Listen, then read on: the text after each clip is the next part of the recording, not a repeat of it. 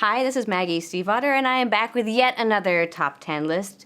This, I think, is actually the trickiest of all of the top 10 lists because this is a top 10 list of all of my favorite artists across all media. I understand that this is kind of broad, this is the entire human experience, but we're gonna give it a go. Okay, number 10, top 10 artists across all media.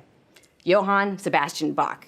This guy is totally badass. He can play the harpsichord, he can play the piano. Go! Ha! Polyphony, I love it. Okay, number 9, William Butler Yeats. I don't even like poetry and I like this guy. I don't need to say anything else. Number 8, John Singer Sargent. This is basically my long dead artistic boyfriend. The thing I love about John Singer Sargent is that he basically taught me how to create characters because he can create a portrait who looks like the person who's sitting in front of him, and yet when you walk into a museum, you instantly can point across the room and say, oh yeah, that's a Sargent.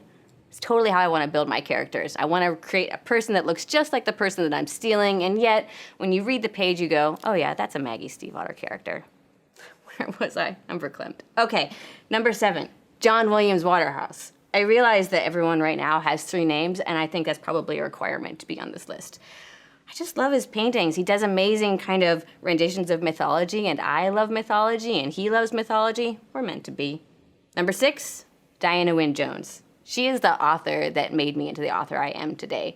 She's funny, and she bases her fantasy in the real world, and she's the author that when I was a tiny little maggot, I first read her books and realized that being an author could be a career, because when I opened the front cover, it said, also by Diana Wynne Jones, and had a list of books, and I thought, that could say my name. Number 5, this actually only has 2 names, John Bauer. He's an amazing artist. Again, he does mythology, one of my favorite topics. Number 4, Kay Nielsen. I mention him because I frequently get him confused with John Bauer. I think of them as being the same person. I'm sorry about that. I really am. Number 3, Susan Cooper.